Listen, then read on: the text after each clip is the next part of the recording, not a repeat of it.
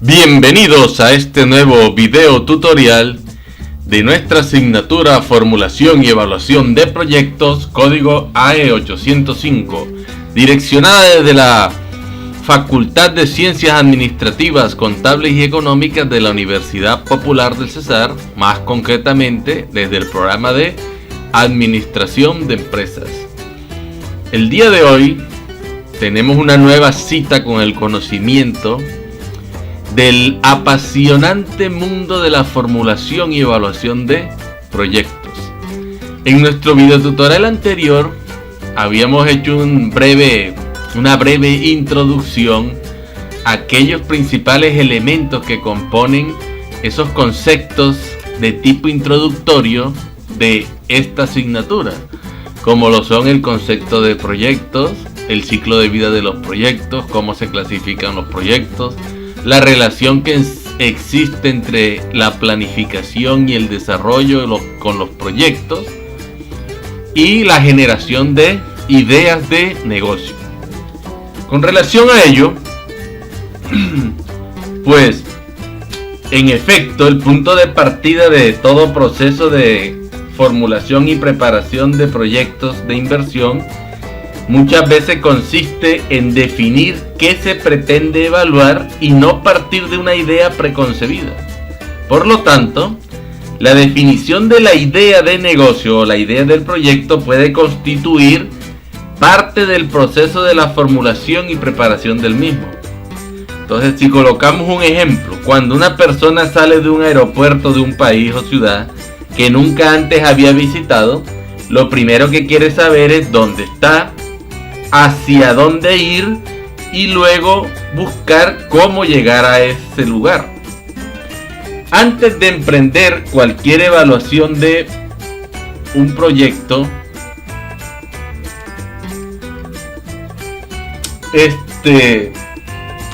se debe ser capaz de responder las mismas preguntas que se haría cualquier persona en un caso como el del aeropuerto, ¿no?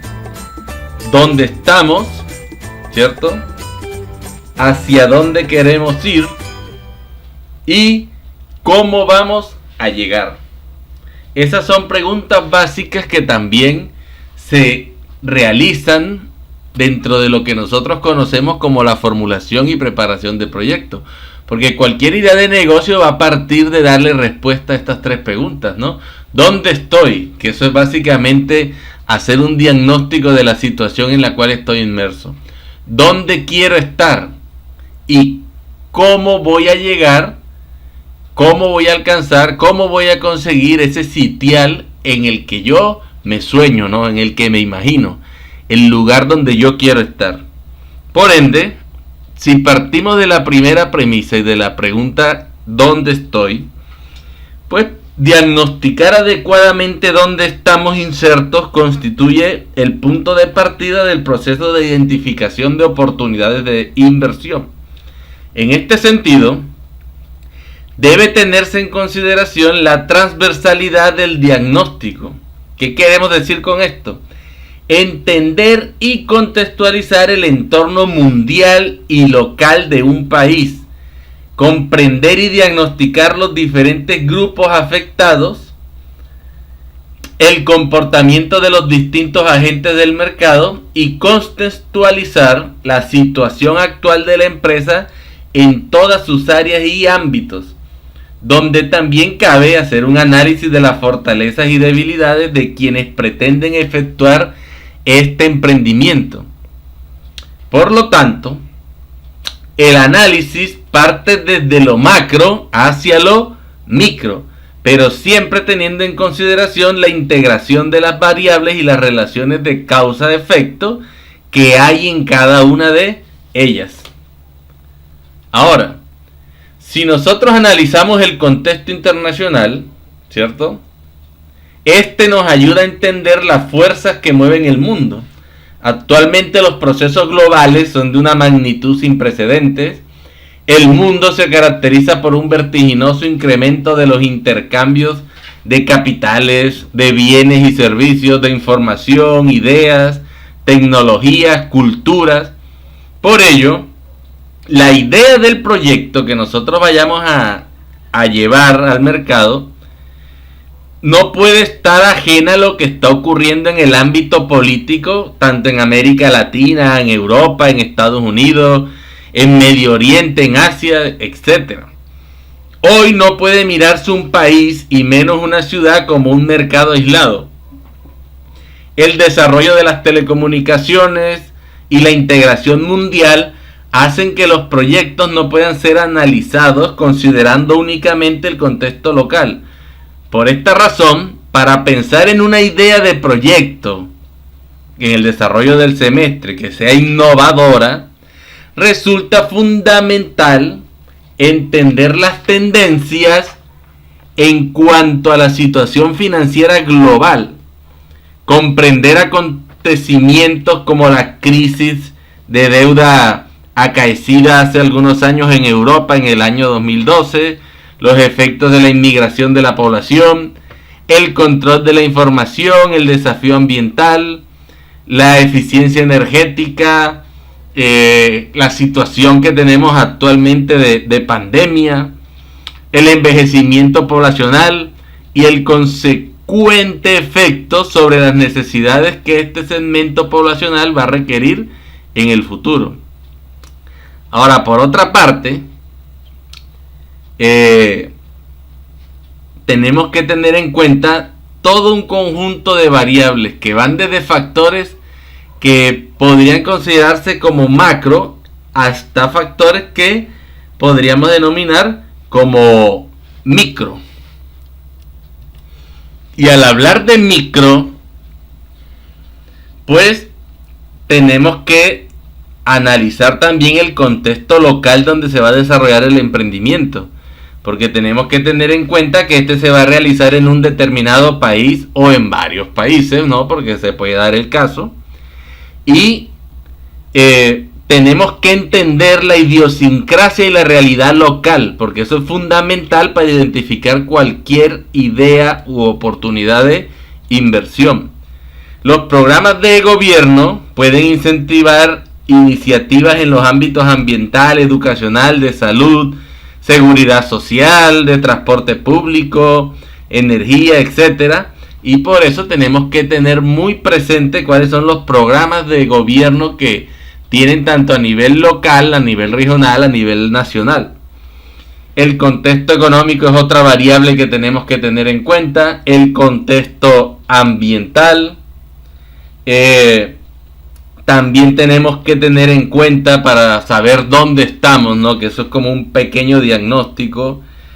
La evolución de los mercados, ¿cierto? En el plano de los segmentos de consumidores, de los proveedores, la competencia, los patrocinadores, canales de distribución, los cambios que se dan en las posiciones competitivas en el mercado, porque estos muchas veces generan nuevas oportunidades en la industria, las grandes fusiones que hay entre empresas, porque también abren la oportunidad de atender nichos de más específicos del mercado, ¿no? Que posiblemente se pueden sentir desabastecidos o que no conforman parte de una masa. Y otro eje que tenemos también que tener muy en cuenta es el que está compuesto por la propia empresa, ¿no? La innovación y la propuesta de nuevas oportunidades también nacen a partir de la mirada de una empresa como tal, donde no solo cabe el análisis de la cadena de valor, sino también la interacción de los distintos departamentos en la búsqueda de soluciones innovadoras. La identificación de oportunidades internas en el seno de la empresa, ¿no? Nace a partir del análisis de las actividades primarias de la propia empresa, como la creación física del producto o servicio, el diseño que hagamos del mismo, el proceso de fabricación, de comercialización, el servicio pre y postventa, el control que hagamos de las existencias, la distribución interna de materias primas y materiales.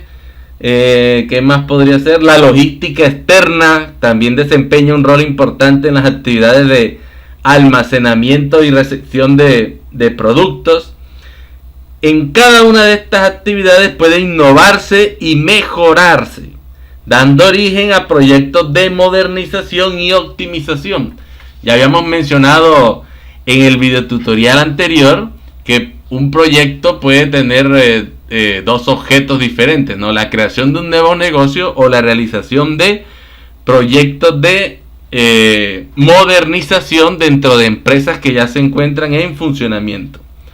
Ahora, como podemos ver en esta figura, pues aquí tenemos varios ejes, ¿no?, que nos ubican con variables o factores que son relevantes e importantes para tener en cuenta tanto en el contexto global, en un contexto nacional, en un contexto regional, local y en el seno de la propia empresa, si es el caso que nuestro proyecto se origine en una empresa que ya se encuentra en funcionamiento. Entonces, al darle yo respuesta a esta pregunta, ¿dónde estamos o dónde estoy?, lo que estoy es tomando una fotografía de la situación en la que nos encontramos en un contexto determinado.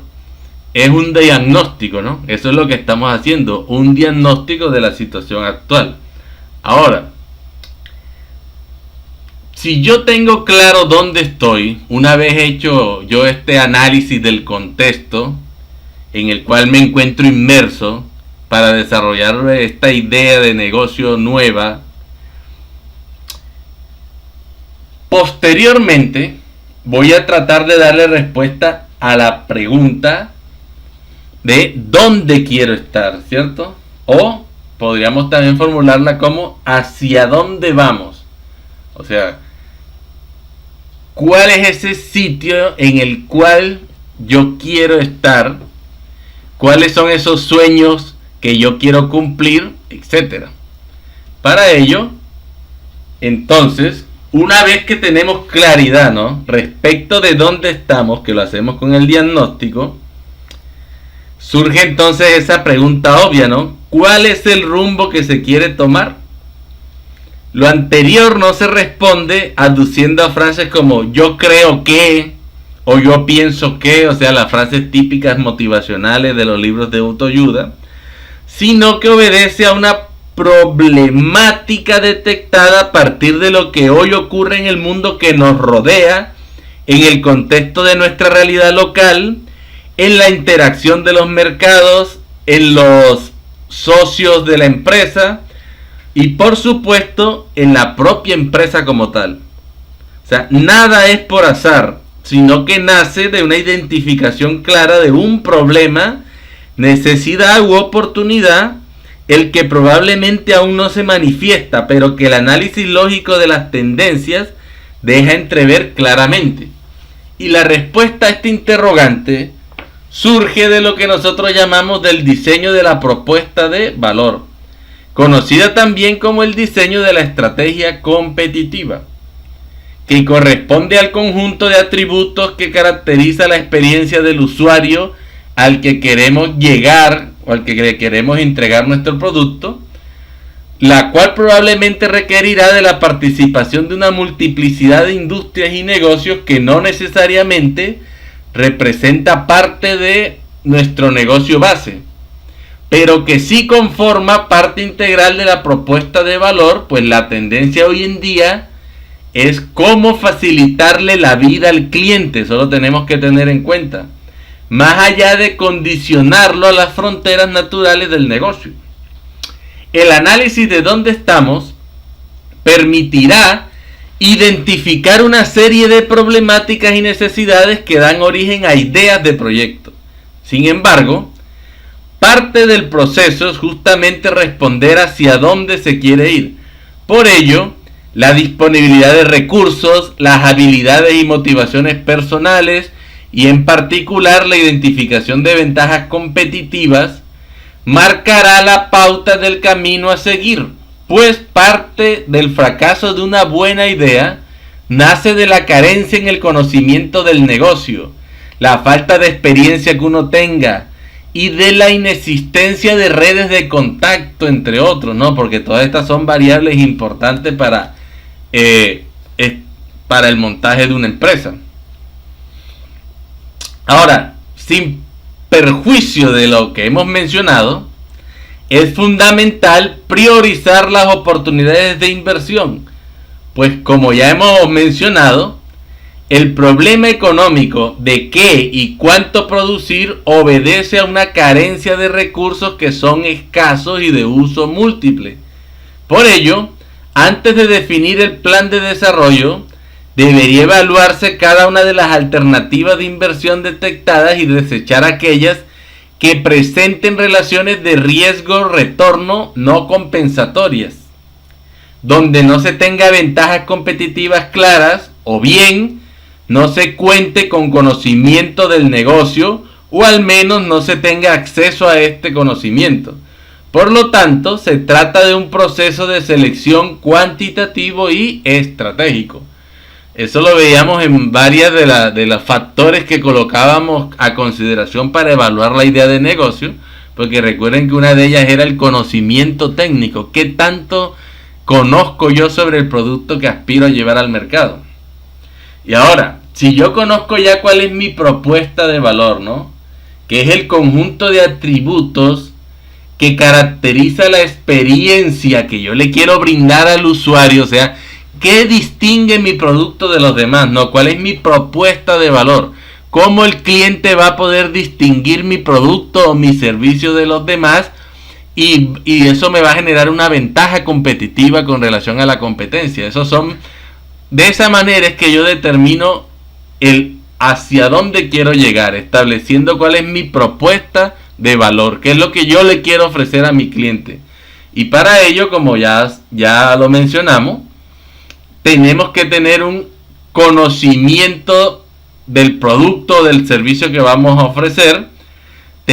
Si no contamos con la experiencia, pues tenemos que rodearnos de personas que tengan la experiencia y la determinación o la construcción de redes de contactos, ¿no? Que esto es primordial para cualquier empresa. Contar con contactos que nos permitan desarrollar el conjunto de funciones, procesos y procedimientos que se llevan a cabo al momento de producir y comercializar un bien o un servicio. Ahora, teniendo esto claro, la siguiente pregunta es: ¿cómo voy a llegar? Si ya sé dónde estoy, ya sé a dónde quería llegar, pues ahora la pregunta es: ¿cómo voy a llegar? Y una vez que se tiene claridad acerca de dónde estamos y hacia dónde queremos ir, entonces surge esta interrogante, ¿no? ¿Cómo lo vamos a lograr? Esta pregunta obedece al diseño de la estrategia competitiva, al diseño de la estrategia comercial y del modelo de negocio, con los que se dará viabilidad a la ejecución del proyecto. Entonces, ya sabemos que el primer paso de un proyecto va a representar lo que nosotros llamamos como la determinación de cuáles son los nodos de orquestación que va a tener la empresa. Entonces, un nodo representa una industria o un eslabón que constituirá parte de la propuesta de valor que se ofrecerá al consumidor. Por ejemplo, cuando uno compra un libro electrónico, que ahora está muy de moda, puede hacerlo desde un teléfono móvil u otro dispositivo electrónico dando un clic. Es decir, de una forma que es fácil, sencilla y que es amigable para el usuario. Sin embargo, para que ello ocurra, participan simultáneamente una diversidad de industrias que no tienen patrones comunes, pero que en forma coordinada y ordenada sí permiten brindarle al usuario una experiencia que sea única para él. Para que ello suceda, debe participar, por ejemplo, el autor de la obra, o sea, quien escribió el libro, el editor del libro, el dueño de la plataforma o del portal de internet donde se encuentra ubicado el libro electrónico, el desarrollador del software de la plataforma de internet, la compañía que realizó la transacción financiera, el banco que está asociado a dicha transacción, la compañía de telecomunicaciones, ¿no?, que nos brinda el servicio para poder tener datos, y el fabricante del dispositivo electrónico que estoy empleando para hacer esa transacción, entre muchos otros miembros de ese eslabón. Entonces, al comprar el libro, uno como cliente no tiene conocimiento de la forma en la que cada uno de estos nodos se relacionan. Por ello, parte de la definición del proyecto y de lo que pretende evaluarse consiste en determinar cómo va a relacionarse comercialmente cada uno de ellos. En este sentido, la innovación en modelos de negocio constituye uno de los principales desafíos por resolver. ¿Cómo converger los intereses de cada nodo para yo tener una propuesta competitiva, comercial, con un modelo de negocio que sea atractivo y que me permita a mí establecer relaciones y lazos entre los diferentes miembros que conforman ese nodo de orquestación mediante el cual llega mi producto hasta el consumidor final? ¿Ya? Ahora, son justamente este tipo de interrogantes los que deben resolverse antes de evaluar económicamente un proyecto, pues cada alternativa de modelo de negocio deriva en un emprendimiento diferente y por ende en la construcción de un flujo de caja distinto. La facilidad de uso para el usuario, en conjunto con la complejidad de la implementación y orquestación de este tipo de nodos, es lo que se denomina la paradoja de la complejidad. Pues justamente el desarrollo de esta complejidad es lo que determina la existencia de una ventaja competitiva sostenible en el largo plazo. Entonces son elementos que nosotros tenemos que tener en cuenta al momento de establecer una idea de negocio, ¿no? Tenemos que hacer ese diagnóstico, ¿ya? Saber dónde estoy. Tengo también que tener unas metas trazadas, ¿no?, que es hacia dónde yo quiero llegar. Y también tengo que establecer el cómo voy a llegar a ello. Recuerden que la forma de uno llegar a alcanzar las metas es mediante la formulación de estrategias. Y esas estrategias tienen que ver con la estrategia competitiva que va a tener mi empresa, cuál va a ser su estrategia comercial, qué modelo de negocio vamos a trabajar.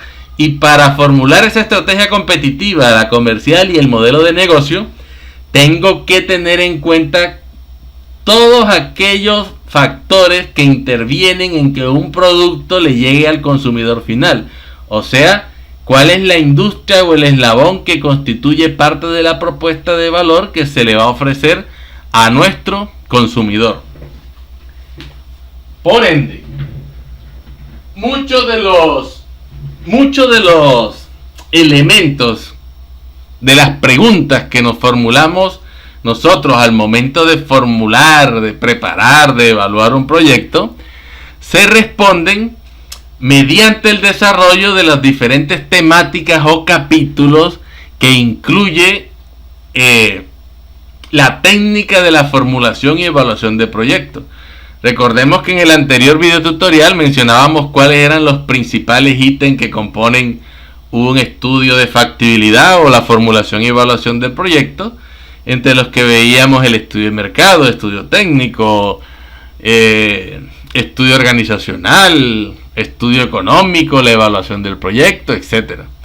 Entonces, el día de hoy, luego de hacer esta pequeña introducción sobre el preámbulo que debe tener todo proyecto, que es el tratar de dar respuestas a ese tipo de preguntas para yo poder conceptualizar de mejor manera una idea o aprovechar una oportunidad de negocio para poder formular yo un proyecto de inversión, sea este para la creación de una nueva empresa o sea para realizar un proyecto de modernización, que como mencionábamos en el video tutorial anterior, pueden ser para la externalización de procesos, la internalización de procesos, para proyectos de reemplazo, proyectos de ampliación, proyectos de abandono, etc.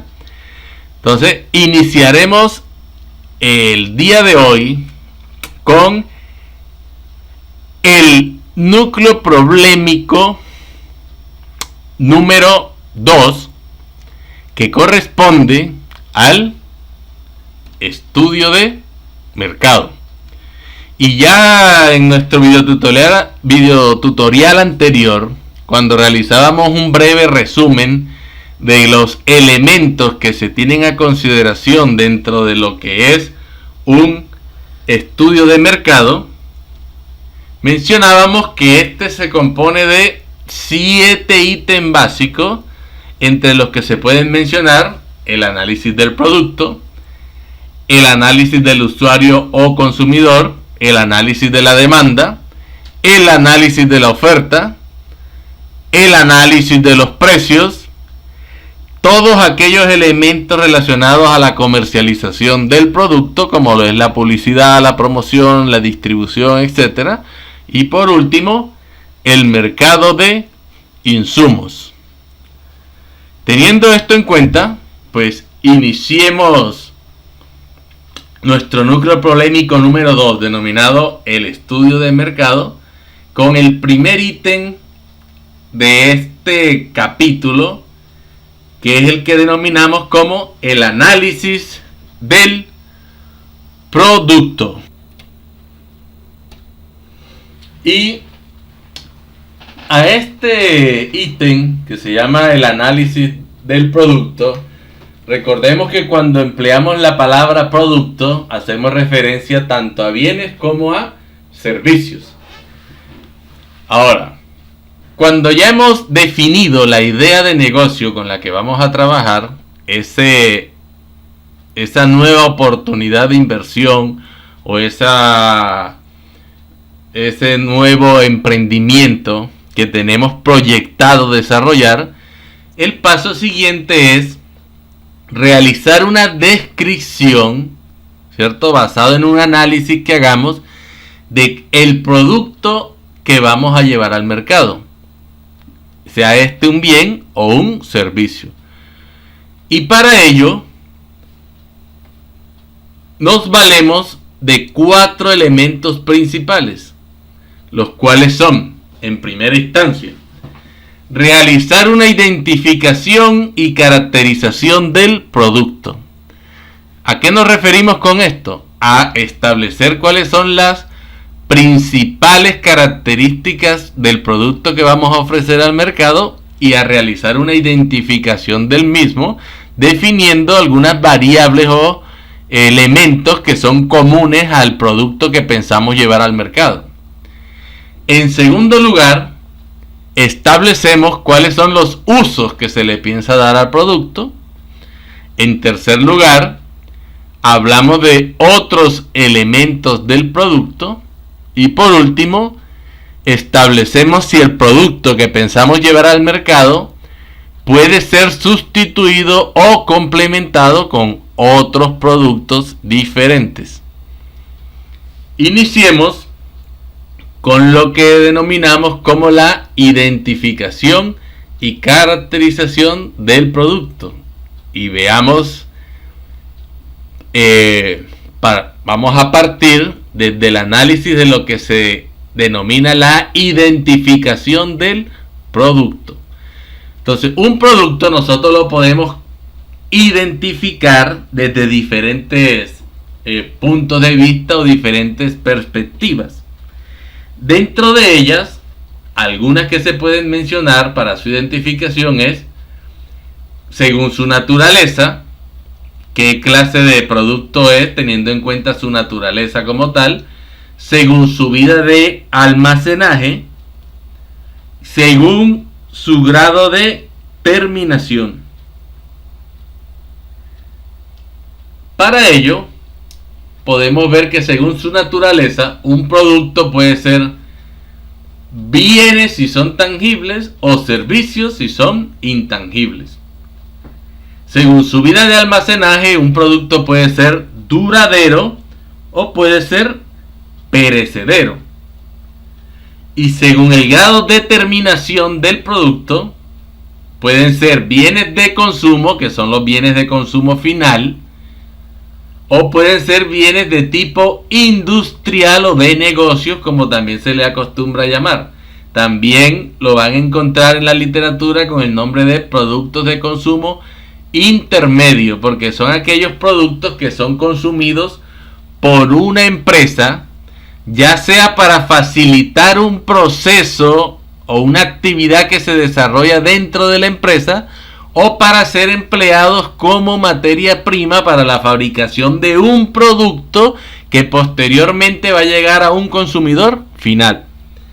También podrían hablarse de otro tipo de clasificaciones, ¿no? Cuando estamos identificando un producto, por ejemplo, si es un producto popular o no popular, si es un producto necesario o es un producto suntuario, ¿no? O sea, que es un producto que lo llamamos también como productos de lujo. Ahora, si nosotros hablamos de la identificación de un producto teniendo en cuenta su grado de terminación, podemos encontrarnos en que hay productos de consumo final y productos de negocios o intermedios o industriales, como lo quieran denominar. Y este tipo de productos, ya sean de consumo final o intermedio, tienen también una clasificación. Ahora, si analizamos esa clasificación, cuando ustedes se enfrentan a la identificación de un producto, teniendo en cuenta que este producto sea de consumo o de consumo final, como se le denomina, podemos encontrar 4 tipos de productos de consumo. Dentro de ellos vamos a encontrar aquellos que se le denomina como productos de conveniencia, los cuales son artículos relativamente baratos, cuya compra exige poco esfuerzo.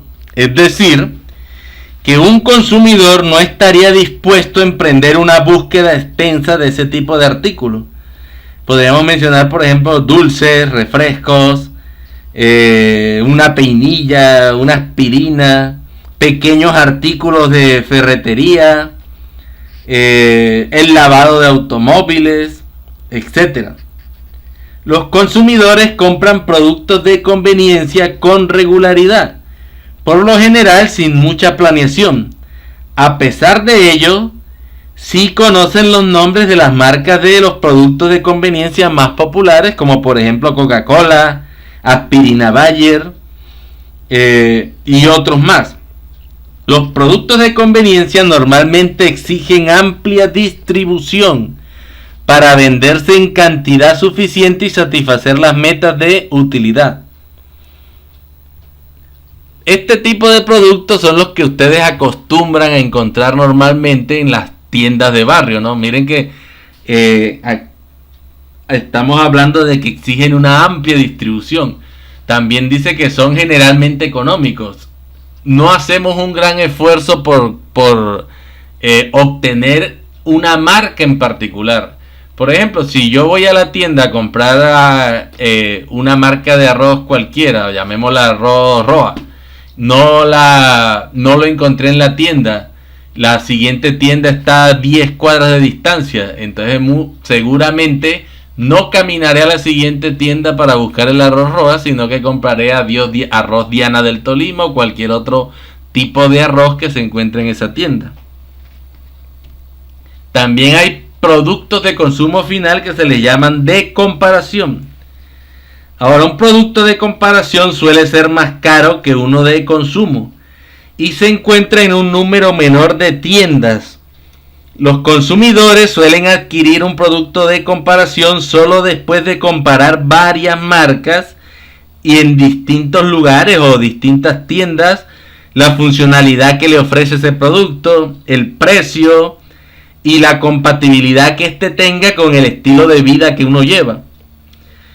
Un consumidor está dispuesto a invertir cierto esfuerzo en el proceso para obtener los beneficios deseados que le va a brindar un producto de comparación.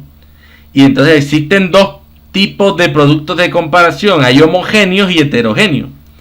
Los consumidores perciben los productos de comparación homogéneos como cosas básicamente similares. Por ejemplo, las lavadoras, secadoras, una nevera, un televisor. Con este tipo de productos homogéneos, los consumidores suelen buscar la marca con precios más bajos que tenga las características deseadas. Por el contrario, los consumidores perciben los productos de comparación heterogéneos como esencialmente diferentes. Por ejemplo, los muebles, la ropa, la vivienda, una matrícula para la universidad, etc. Los consumidores muchas veces hallan difícil realizar comparaciones de productos que son heterogéneos porque los precios, la calidad y otras características varían mucho entre sí.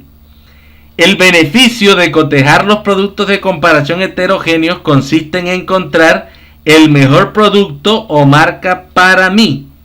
Dicha decisión es con frecuencia muy individual. Por ejemplo, sería difícil comparar una universidad privada pequeña con una universidad pública grande, ¿no?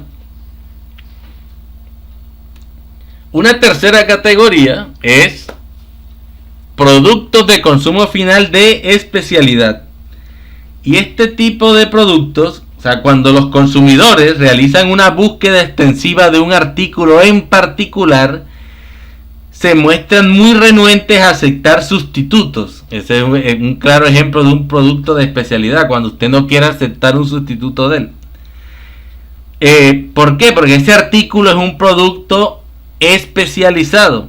Por lo general, se consideran como productos de especialidad relojes de marca, por ejemplo, llamemos un Rolex, un automóvil como un Ferrari, un Rolls Royce, los sistemas de audio Bose o Bose, como lo quieran denominar, los restaurantes que son tipo gourmet, y también estos servicios especializados de prestación en la salud, ¿no? Cuando es medicina de esta prepagada. Cuando los especialistas en marketing de productos de especialidad frecuentemente utilizan una publicidad selectiva con base en el estatus para mantener la imagen exclusiva de su producto. Es común que la distribución esté limitada a un punto de venta o muy pocos en un área geográfica determinada. A menudo el nombre de la marca y la calidad del servicio son determinantes cuando hablamos de productos de especialidad. Y un cuarto tipo de producto de consumo final se les denominan como productos no buscados, que es un producto desconocido para el comprador potencial o un producto conocido que el comprador no busca de manera activa.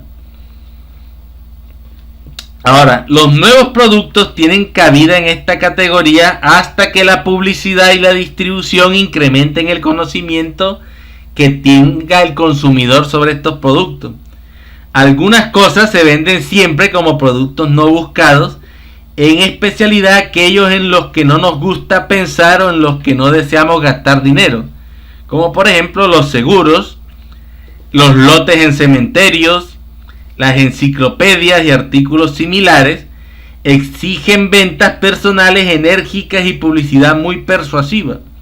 Los vendedores buscan de manera activa indicios de compradores potenciales, puesto que los consumidores no suelen buscar este tipo de producto. La compañía debe ir directamente a ellos por medio de un vendedor, correo electrónico directo o publicidad de respuesta directa. En cuanto a los productos intermedios o de negocios, pues los productos de negocio a negocio generalmente caben en una de las siguientes 7 categorías, de acuerdo con su uso. Y la primera es equipo mayor. El equipo mayor incluye bienes de capital como máquinas grandes o costosas, computadoras principales, altos hornos, generadores, aviones y edificios. A estos bienes también se les llama como instalaciones. El equipo mayor se deprecia con el tiempo. Entonces, cuando compramos grandes maquinarias que se requieren para el uso de una empresa, si mi empresa se dedica a la venta de esa maquinaria, entonces yo podría catalogar que mi proyecto está encaminado a ofrecer al cliente un producto de tipo intermedio que se le denomina equipo mayor. También dentro de la categoría de productos intermedios nos encontramos con aquel que se denomina equipo accesorio, el cual generalmente es menos costoso y tiene menor duración que el equipo mayor. Pueden ser, por ejemplo, taladros portátiles, herramientas eléctricas, microcomputadoras, etcétera. Todo tipo de herramientas pequeñas que se utilizan en una empresa. Entonces, si mi empresa se va a dedicar a la venta de equipo accesorio, entonces yo catalogaría al momento de identificar el producto que voy a ofrecer con mi proyecto como un producto de tipo intermedio denominado como equipo accesorio. Mi empresa también podría estar orientada hacia la venta a otras empresas de materias primas. Y las materias primas son, por ejemplo, productos agrícolas o de extracción no procesados. Eso lo tenemos que tener en cuenta, ¿no? No han sufrido ningún tipo de procesamiento. Por ejemplo, los minerales, la madera, el trigo, el maíz, la fruta, la verdura, el pescado. O sea, las materias primas se convierten en parte de los productos terminados posteriormente. Los usuarios de mucho volumen, como las acerías o las empresas de madera, las empacadoras de alimentos, generalmente compran grandes cantidades de materias primas. Puesto que a menudo hay un gran número de proveedores de materias primas relativamente pequeños, ninguno puede influir mucho en el precio o la oferta de este tipo de productos, ¿no? Ahora, si mi empresa lo que se dedica es a la venta de materiales procesados, estos son los que se usan directamente en la fabricación de otros productos. A diferencia de la materia prima, han tenido ya algún grado de procesamiento. Los ejemplos incluyen, por ejemplo, una lámina metálica, ¿no? En la cual yo tomé una materia prima que podía ser hierro o aluminio, la procesé y obtuve una lámina metálica. Materias químicas, aceros especiales, maderas, un jarabe, plásticos. A diferencia de algunos que se denominan partes componentes, que va a ser otra que vamos a ver dentro de un momento. La mayoría de los materiales procesados no retienen su identidad en el producto final. ¿Qué quiere decir esto? Que, por ejemplo, hay empresas de zapatos que compran suelas a otras empresas que son especializadas en fabricar suelas de zapatos, y estas suelas mantienen su propia marca. Entonces se ensambla con el zapato, pero miren que la suela no va a perder digamos su identidad, porque él va a tener su propia marca a pesar de que haga parte de un calzado que va a tener otro nombre seguramente. Ahora, las partes componentes, que a diferencia del anterior sí pueden mantener su identidad, son artículos ya terminados, listos para su ensamblaje, o productos que necesitan muy poco procesamiento antes de formar parte de algún otro producto, como por ejemplo los motores Caterpillar a diésel. Son partes componentes usadas en camiones para su fabricación. Otros ejemplos, por ejemplo, en el ámbito de la mecánica, ¿no? Las bujías, las llantas, motores eléctricos para autos. Ahora, una característica especial de los componentes es que frecuentemente retienen su identidad, como ya lo mencionamos hace un momento, después de convertirse en parte del producto final. Por ejemplo, las llantas de automóvil se reconocen claramente como parte de un vehículo, pero sabemos que a pesar de que la llanta sea de un automóvil que puede ser marca Nissan, pero si la llanta es marca Michelin, él no va a perder su marca por hacer parte del producto final, que fue un vehículo.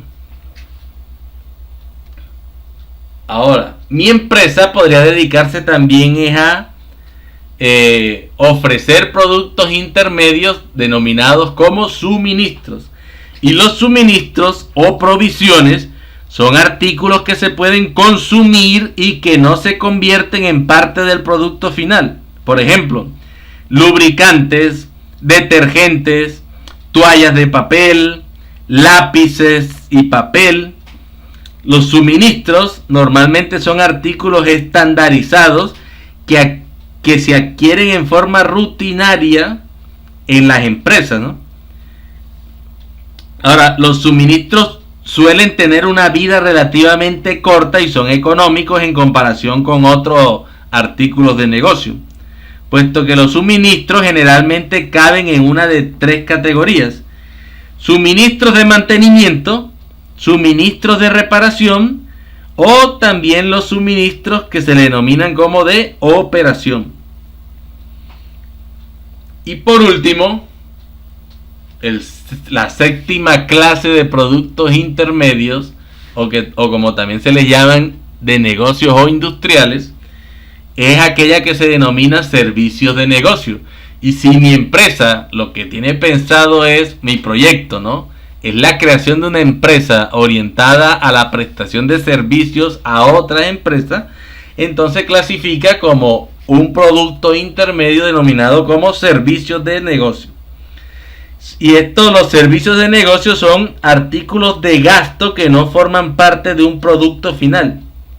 Con frecuencia, los negocios contratan proveedores externos para que se hagan cargo de tareas de limpieza, de publicidad, de trabajo jurídico, de asesoría administrativa, investigación de mercado, mantenimiento y otras muchas más actividades. La contratación de un proveedor externo tiene sentido cuando cuesta menos que la contratación o asignación de un empleado para que realice las tareas, y cuando se necesita un proveedor externo a causa de una habilidad específica con la que no se cuenta dentro del personal de la empresa. Entonces, como vemos,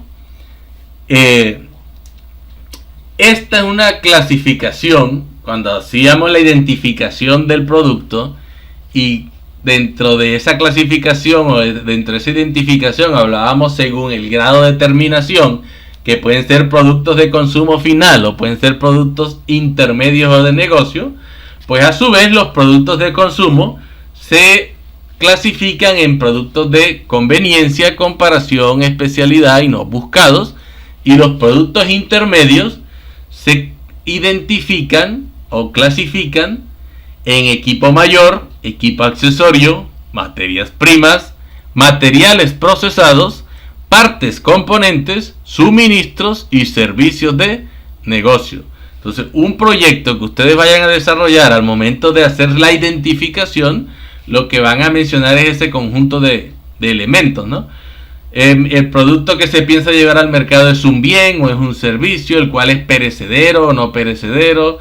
Se puede considerar que es un bien suntuario o popular. Se le clasifica como un producto de consumo final, más específicamente como un producto de comparación, por ejemplo, o puede ser de conveniencia. Pero si es el caso contrario, entonces se clasifica como un producto de tipo intermedio, el cual se dedica al suministro de partes componentes a otras empresas. Incluso pueden haber proyectos donde ofrecen productos tanto de consumo final como productos intermedios, ¿cierto? Entonces ustedes pueden hacer ese tipo de clasificaciones. Ahora, si lo que vamos es a caracterizar nuestro producto, podemos establecer un conjunto de características de un producto en particular, teniendo en cuenta que estas se pueden clasificar en características de tipo físicas, características técnicas y características que son intangibles, subjetivas o simbólicas. Ahora, dentro de las características físicas podríamos hablar de variables externas e internas, y dentro de las externas podemos hablar del tamaño del producto, de su color, su peso, su olor, textura, el tipo de envase, el estilo y la presentación del producto. Si hablamos de características físicas internas, podemos hablar de elementos como sabor, aroma, el tiempo de perecibilidad y las propiedades que tenga este producto. Cuando hablamos de características de tipo técnicas, nos referimos a variables como la capacidad del producto como tal, su calidad, su grado de versatilidad, los materiales empleados para la fabricación del producto, el grado de pureza si es el caso, la vida útil que tenga ese producto en particular, la fórmula química, entre otras variables. Y si hablamos de características intangibles, simbólicas o subjetivas, estamos hablando de los roles que acostumbra representar una persona en un determinado contexto cultural, social, político, etc., al nivel social o estatus de esta persona, a sus creencias, a sus valores sociales y los beneficios que me presta el producto, ¿no? Porque recordemos que si supongan que ustedes lo que van es fabricar productos, van a montar en una tienda para ofrecer productos considerados sagrados por algunas de las denominaciones religiosas, llamémosle la Iglesia Católica, para vender, por ejemplo, estatuas de santos, escapularios y demás elementos de adoración de la cultura católica, pues obviamente yo tengo que tener en cuenta el número de personas que son católicas en la ciudad o en el departamento, dependiendo del ámbito en el que yo piense cubrir cuando hablamos del tamaño de mi negocio desde un punto de vista geográfico, etcétera. Estas son variables que uno debe tener en cuenta para poder hacer una caracterización de mi producto. Miren que al momento de identificar y caracterizar un producto, yo ya estoy reuniendo información importante que me va a servir para determinar quién va a ser mi usuario o consumidor, y en otras palabras hacer la segmentación del mercado. Ahora, si es un servicio, es claro que cuando se trata de un bien, por ejemplo, la descripción es sencilla. Ante todo, cuando se establecen sus características físicas y técnicas, porque son elementos tangibles, y yo un elemento tangible puedo analizar variables físicas y técnicas. Sin embargo, en el caso de los servicios, esta caracterización aparentemente se hace un poco más compleja, por el hecho de que su naturaleza intangible exige centrar la atención en los aspectos de tipo subjetivo o simbólico, pero un conocimiento detallado de la esencia del servicio que se va a prestar facilita en alto grado esta labor que vayamos a desarrollar. Los servicios pueden considerarse como productos perecederos, ya que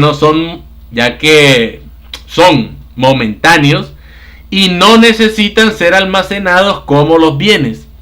Difícilmente se pueden estandarizar, ya que normalmente se adecúan a las necesidades del consumidor para lograr los beneficios deseados. Sin embargo, también deben ser producidos, distribuidos y consumidos al igual que los bienes. Esto se logra a través de acciones encaminadas a suministrar satisfacción al cliente. Por ende, al momento de hacer yo la identificación y caracterización de un servicio, lo que podemos hacer es explicar en qué consiste el servicio, los fines a los cuales se va a destinar el servicio, los atributos funcionales del servicio como tal, las bondades y la calidad del servicio, los beneficios directos que recibe el usuario con su utilización, los elementos constitutivos del servicio, ¿no? Aquellos otros elementos que lo podemos llamar también como el valor agregado que presta mi servicio, y los servicios complementarios al servicio central, porque es posible que yo al prestar un servicio existan otros servicios que son complementarios al adquirir el mismo. ¿Ya? Ahora hay que tener en cuenta que los bienes también pueden tener características subjetivas, como lo mencionábamos anteriormente. Ahora, una vez hecha la identificación y caracterización del producto, el paso siguiente, dentro de los 4 elementos que componen el análisis del producto, es determinar los usos del producto, ¿no? Y para ello, lo que podemos establecer es que el uso de un producto siempre va a depender de los fines a los cuales se va a destinar este. Las formas en las que puede ser consumido, empleado y usado por parte del consumidor final o del consumidor intermedio, si hablábamos de un producto de negocios, ¿no? La destinación depende del tipo de producto, ya sea de consumo, sea intermedio o sea de capital, por ejemplo cuando hablamos de productos del área financiera. Por lo tanto, se indica si será utilizado por personas individualmente, por familias, grupos sociales específicos, empresas particulares u oficiales. Ahora, también debe indicarse en esta parte de la definición del análisis del producto la forma en que será consumido o usado, el modo de empleo, si se requiere incluir algún tipo de instrucciones o informaciones para la orientación del cliente.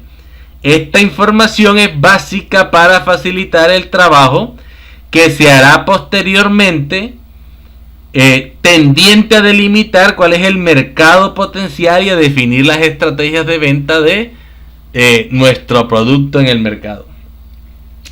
Ahora, como sabemos, lo que estamos es formulando y evaluando un proyecto de inversión, y cuando hablamos del estudio del mercado, el primer capítulo que analizamos es el análisis del producto. Por ende, el primer ítem abordado era la identificación y caracterización del producto, que debe ser un número de párrafos diligenciados por parte del grupo de estudiantes o el grupo de evaluadores de proyectos que van a formular su idea de negocio, en la cual van a en una redacción definir cuál es el conjunto de características que permiten identificar el producto que ustedes van a ofrecer al mercado. Entonces ustedes podrían hablar, si van a fabricar camisas, entonces van a decir: nuestro producto se orienta a la fabricación de camisas. Este es un producto que podríamos considerar como un bien, el cual no es perecedero, depende de la calidad de la tela, etcétera. Ustedes podrían decir que es un bien popular o es un bien suntuario, porque posiblemente puede ser un bien lujoso, ¿cierto? Recuerden que hay camisas de todos los precios, hay de diseñador, hay camisas para mercados de bajos recursos económicos, de medianos recursos y de altos recursos económicos. Van a clasificar si es un producto de consumo final y van a especificar si es de conveniencia, si es de comparación, si es de especialidad o es un producto no buscado. En el segundo ítem van a hablar sobre los usos del producto. Y acá es donde van a hablar de este tipo de variables, ¿no? La destinación que se le va a dar a ese producto, si va a ser utilizado por persona individualmente, por familia o grupos sociales específicos, si va a ser para una empresa, etcétera. El modo en que va a ser empleado, las instrucciones necesarias o informaciones que se requieran para orientar al cliente en el uso de ese producto en particular, etcétera. Una vez hemos terminado este segundo ítem de lo que se llama el análisis del producto, que ya hemos visto la identificación y caracterización y los usos del producto, el tercer ítem del análisis del producto es este acápite que se denomina otros elementos del producto. Y en otros elementos del producto, en el caso que se vayan a utilizar marcas, envases, etiquetas, empaques, estos deben ser indicados de forma concreta. También debe señalarse en caso de que existan las normas técnicas y las exigencias de tipo legal que regulen la producción y comercialización del producto. De igual manera, se debe plantear las normas sanitarias y de calidad que debe cumplir con la elaboración de este producto, sea un bien o un servicio, ¿no? En el caso de que se obtenga un producto principal y varios subproductos, debe hacerse la anotación correspondiente. También son elementos constitutivos del producto los relacionados con la actividad postventa y servicio ampliado. Por tanto, se debe especificar los servicios que se tienen contemplados con la venta del producto.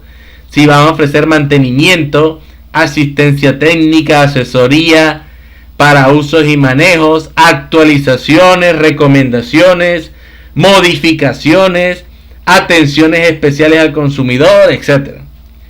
También es importante indicar si el producto ya se encuentra en el mercado.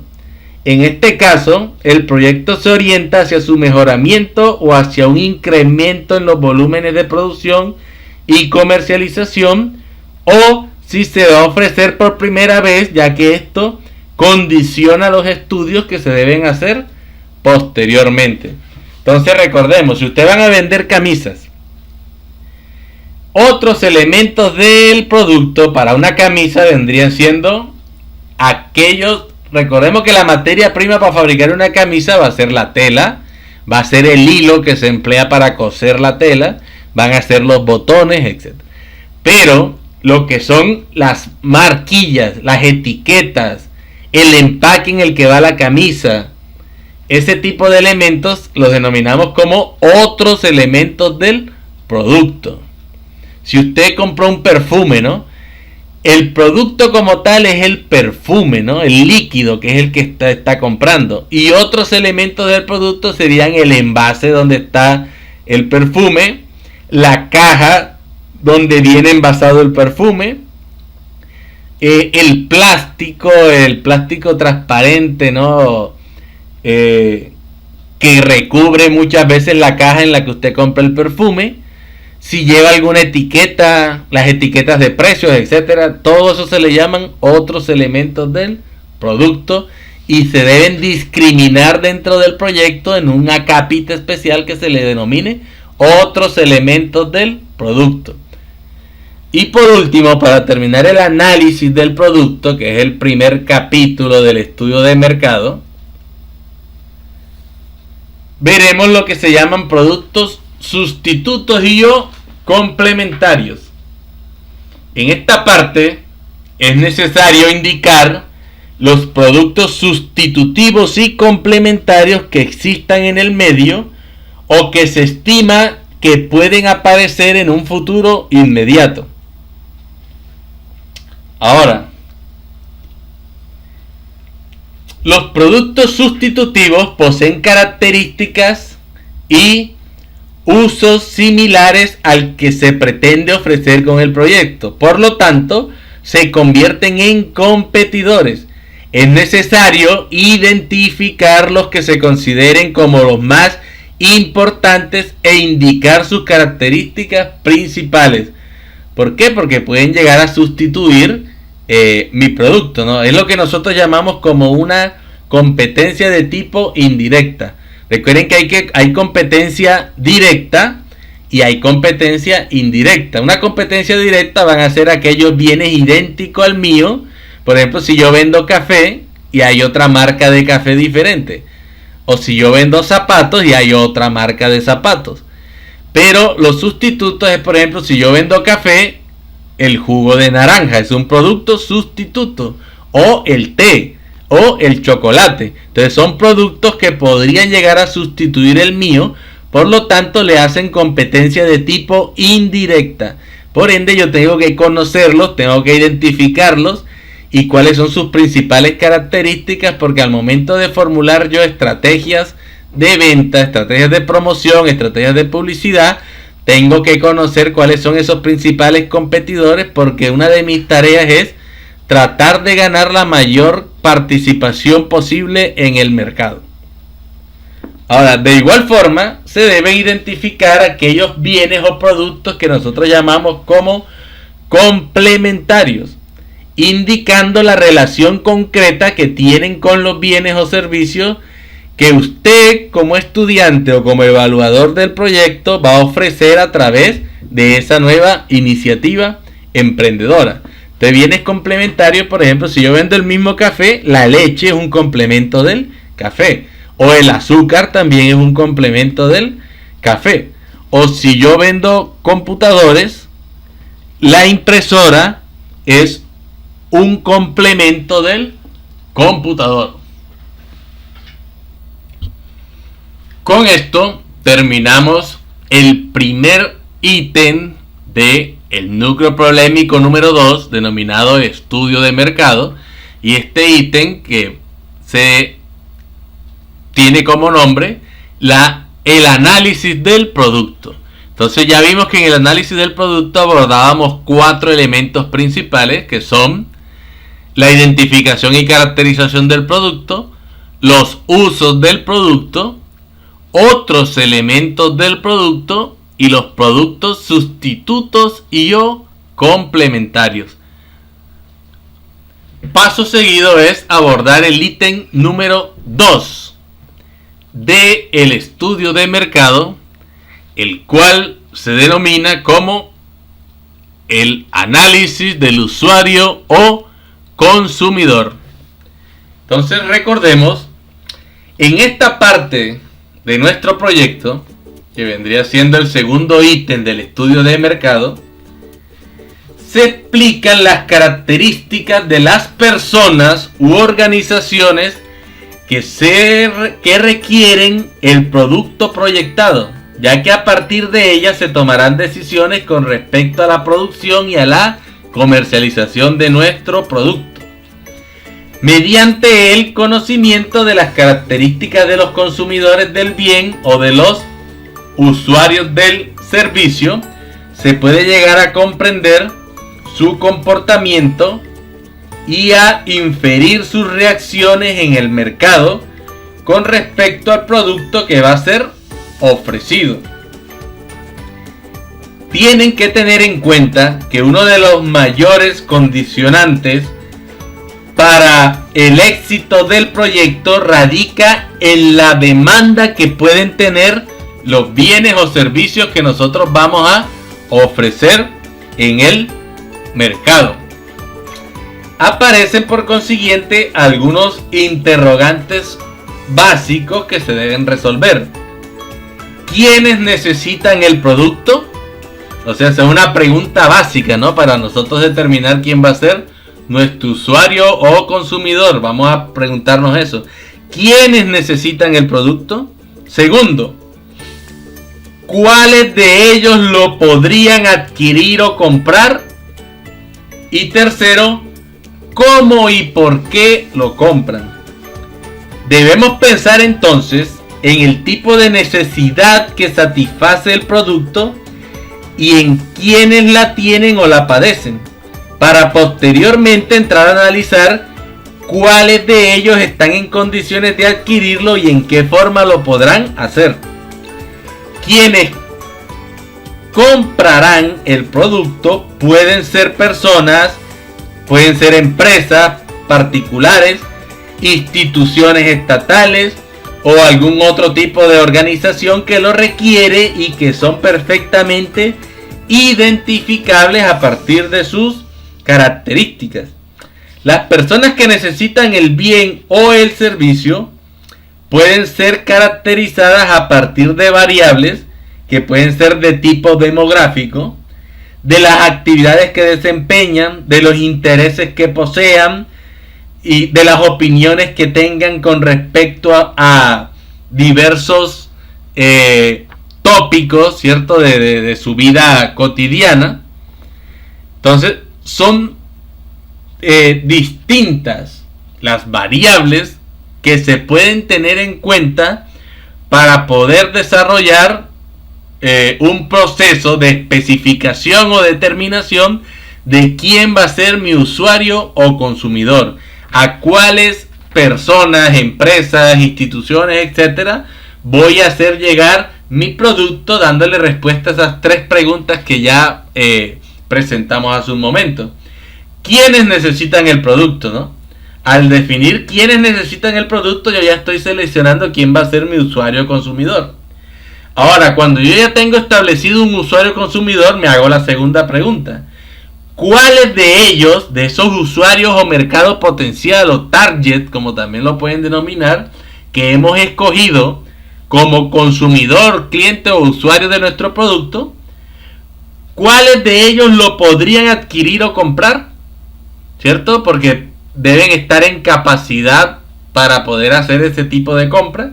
Y tercero, ¿cómo? ¿Cierto? ¿Cómo? O sea, ¿de qué manera lo van a hacer? ¿Y por qué lo compran? O sea, ¿cuáles son las motivaciones que tiene una persona para comprar un determinado producto? Llámese un bien o llámese un servicio. Ahora, para poder hacer esta tarea de forma adecuada, aquí tenemos unos elementos que mencionan, por ejemplo, es importante explicar las características de aquellos agentes económicos que necesitan o requieren consumir el producto del proyecto, ya que a partir de ellos se tomarán decisiones importantes con relación a la estrategia comercial del producto. Si se conocen las características de los consumidores del producto, es posible conocer el comportamiento, gustos, preferencias y percepciones que tienen. Además, se pueden inferir las posibles reacciones que tendrán frente al bien o el servicio. Por lo tanto, lejos, el principal determinante del éxito del proyecto radica en la demanda que exista del producto. ¿Ya?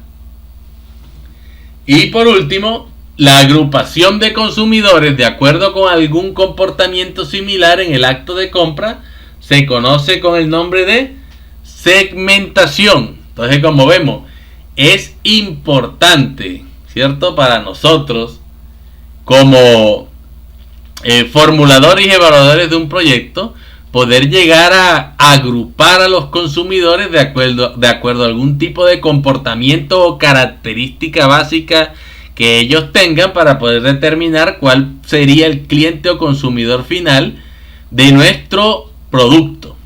Y para ello se utiliza esa técnica conocida como la segmentación de mercados. Entonces ya sabemos que la segmentación de mercado, ¿ya?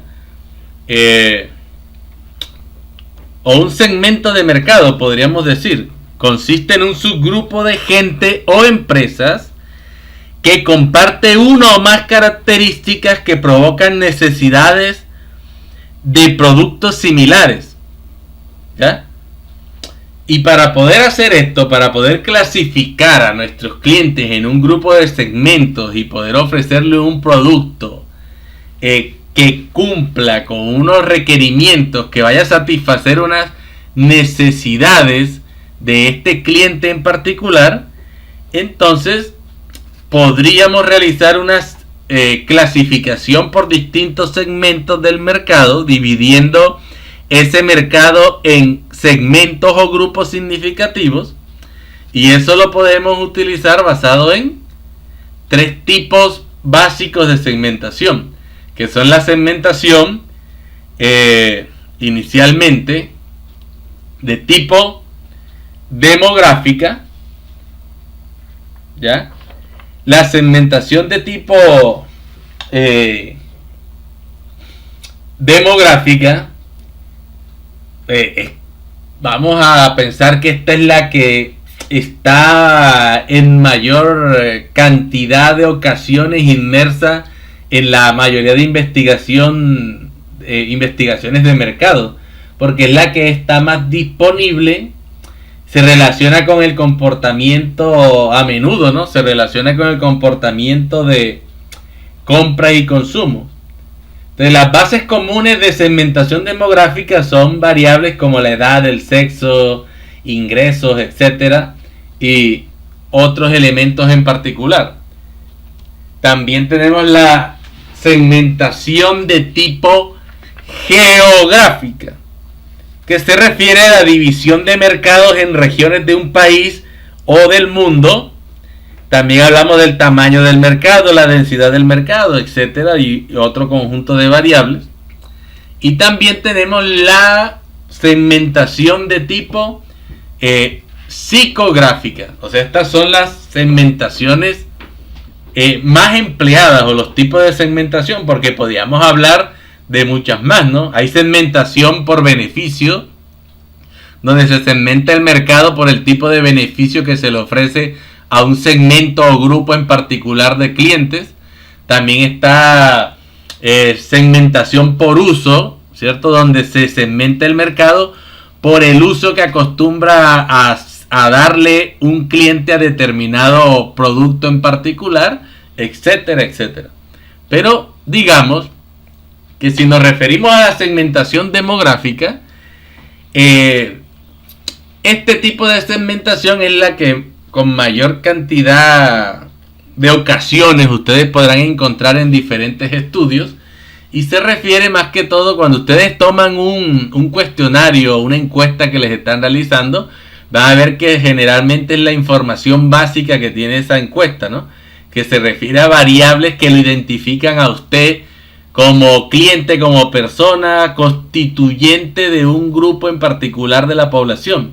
Entonces aquí uno puede segmentar un producto que vaya a ofrecer al mercado según variables como el sexo, ¿no? Mi producto puede ser para uso femenino o para uso masculino. Puede estar segmentado por la edad, para determinados grupos sociales dependiendo de la edad en la que se encuentren. Habrán productos que son para niños, otros para jóvenes, otros para adultos, otros para adultos mayores, etcétera. También habrán segmentaciones demográficas basadas en el nivel de ingresos que posea una persona, porque habrán productos orientados para mercados de bajos ingresos, mercados de medianos ingresos, mercados de altos ingresos. También habrán segmentaciones basadas en antecedentes étnicos, en la religión, como habíamos mencionado anteriormente. Posiblemente supongan que voy a fabricar Biblias cristianas evangélicas. Por ende, ¿quién va a ser el consumidor de ese tipo de producto? Pues los habitantes de determinado sector geográfico que pertenezcan a ese tipo de religión en particular. El ciclo de vida familiar es otra de las variables con las cuales se acostumbra a hacer la segmentación de tipo demográfica, que es, por ejemplo, productos orientados a las familias dependiendo en el ciclo en el que éstas se encuentran. Por ejemplo, si son matrimonios solteros, si son matrimonios jóvenes, si son matrimonios donde ya tienen hijos pequeños, hijos jóvenes, ya adultos, hijos mayores, etcétera. Entonces hay productos enfocados a diferentes ciclos de la vida de una familia como tal. Ahora, si hablamos de la segmentación de tipo geográfica, nosotros podemos encontrar que hay segmentación que se basa en la división en las regiones de un país en particular, ¿no? O sea que podría ser productos para la región andina, productos para la región pacífica, productos para la costa atlántica, productos para la Amazonía, etcétera. También podemos encontrar productos que son segmentados según divisiones regionales, pero del mundo. Por ejemplo, que sean productos específicos para su consumo en la región de zona norte, América del Norte, o en América Central, América del Sur, en Europa, etcétera. Eso lo pueden ver ustedes hasta en la venta de algunos dispositivos celulares de alta gama. Por ejemplo, algunos dispositivos de estos presentan un tipo de procesador que solamente es vendido en Europa y otro procesador que es el que envían para países de América. Otros son solo para países como China, etcétera, etcétera. Entonces esto va a depender también de divisiones que se hacen a partir de zonas geográficas a nivel mundial. También podemos encontrar segmentaciones geográficas que se basen en el tamaño del mercado, ¿cierto? Y también segmentaciones geográficas basadas en la densidad del mercado, ¿no? Que son dos cosas muy diferentes. Ya que la densidad del mercado se refiere al número de personas que existe en una unidad de superficie específica, ¿no? Como una región censal. Ustedes miren que nos está hablando de densidad, ¿no? El número de personas en un determinado lugar. Cuando uno habla a veces de tamaño del mercado, lo que habla es, por ejemplo, de la demanda que puede tener un producto en particular en un mercado, ¿no? La cantidad de productos demandados. También hay variables geográficas que se refieren al clima, ¿no? Que ya sabemos que el clima suele usarse para la segmentación geográfica por su influencia en las necesidades y el comportamiento de compra de los habitantes de determinado lugar. Por ejemplo, en la región Caribe colombiana no va uno a comprar removedores de nieve o ropa térmica. Estos productos tienen unos segmentos específicos de la población donde son vendidos en mayores cantidades, basados en ¿qué? En consideraciones de tipo climáticas. Y por último, y no menos importante, la segmentación psicográfica.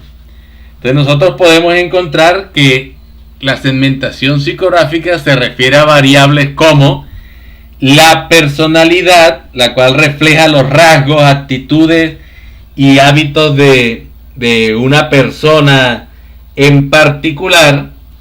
También podemos encontrar segmentación psicográfica por motivos. Los especialistas en marketing de productos para bebé, por ejemplo, y seguros de vida, echan mano a los motivos emocionales de los consumidores, o sea, es decir, al cuidado de los seres humanos, con atractivos como la economía, la confiabilidad y el funcionamiento seguro. Los fabricantes de autos le ofrecen al comprador la compra de un vehículo por motivos emocionales, diciéndole que va a estar mucho más seguro comprando ese vehículo, que va a proteger más a los hijos, etcétera, etcétera. Entonces muchas empresas elaboran productos basados en las motivaciones que tienen unos clientes para consumir ese tipo de productos en particular. También están los estilos de vida, ¿no? Que la segmentación por estilo de vida divide a la gente en grupos de acuerdo con la forma en que pasan el tiempo, la importancia de las cosas a su alrededor, sus creencias y las características socioeconómicas como el ingreso y la educación. También encontramos segmentaciones de tipo geodemográfica. Ahora, la segmentación geodemográfica agrupa a los clientes potenciales en categorías de estilos de vida de vecindario. O sea, combina la segmentación geográfica, demográfica y de estilo de vida. La segmentación geodemográfica les sirve a los especialistas en marketing para desarrollar programas de mercadeo confeccionados para posibles compradores que viven en pequeñas regiones geográficas como barrios o que tienen características demográficas y de estilo de vida muy específicas, ¿no? Ahora, en esta parte, como ya lo hemos visto, del proyecto, lo que nosotros vamos a hacer es una identificación precisamente de quién va a ser el cliente o el consumidor final al cual le vamos a ofrecer nuestro producto. ¿Basado en qué? Basado en algún conjunto de variables de tipo demográficas que sean importantes o representativas para escoger quién va a ser el cliente o el consumidor final. Basado en variables geográficas que van a estar marcadas específicamente por cuál es esa zona geográfica que usted aspira a cubrir con la realización de su proyecto. Por ejemplo, para el caso de los proyectos de este curso, podría ser la ciudad de Valledupar, podría ser el norte del Cesar, podría ser el Cesar, podría ser la costa atlántica, etcétera, etcétera, ¿no? Todo va a depender de cuáles son los objetivos que usted haya trazado con su proyecto de inversión. Igual manera, también podrá realizar la caracterización de su usuario o consumidor acudiendo o apelando a variables de tipo psicográficas para hacer la segmentación, como la personalidad que tenga un grupo en particular de personas a nivel ya sea individual o grupal, porque recordemos que también hablan de la personalidad grupal como cuando hablan de personas que comparten afición por un deporte como el fútbol, las barras de fútbol, etcétera, los motivos que tiene alguien para comprar, que en la mayoría de ocasiones son motivos de tipo emocionales, los estilos de vida que tenga una persona, ¿no? Aquellas aficiones, hábitos, hobbies que esta persona posea, ya sea la literatura, el arte clásico, etcétera. Y variables geodemográficas, ¿no? Que como veíamos agrupa clientes en categorías de estilo de vida de vecindario. O sea, son más que todo productos enfocados para personas de algún tipo de conjuntos habitacionales específicos. Entonces, con esto hemos abordado dos de los puntos importantes o ítems que condensan la información referente al núcleo problemático número 2 de nuestra asignatura y que se relaciona al uno de los principales capítulos que hacen parte de la columna vertebral de nuestro estudio de factibilidad o de nuestro proyecto de inversión, llámese formulación y evaluación de proyecto, que es el estudio de mercado. Hemos visto el análisis del producto, analizando 4 variables: identificación y caracterización del producto, los usos del producto, otros elementos del producto y los productos sustitutos y o complementarios. Y hemos visto el análisis del cliente o consumidor, estableciendo un conjunto de parámetros o de características básicas mediante las cuales se puede escoger cuál va a ser el cliente o consumidor al cual me voy a enfocar con mi proyecto de inversión, con el producto que pienso ofrecer en el mercado, teniendo en cuenta variables de tipo demográfica, variables de tipo psicográficas, variables de tipo geográficas, y que podrían incluso incrementar su segmentación utilizando variables de segmentación basada en los beneficios que le ofrece un producto a un grupo en particular, o los usos que de un grupo en particular le dan a determinado tipo de producto. Sin ser más por el día de hoy, ha sido un verdadero placer contar con todos ustedes en este video tutorial referente al estudio de mercado, y nos vemos en nuestra próxima presentación o próximo video tutorial con la continuación de nuestro estudio de mercado, específicamente el tema análisis de la demanda. No siendo más por el día de hoy, nos vemos en una próxima ocasión. ¡Hasta luego!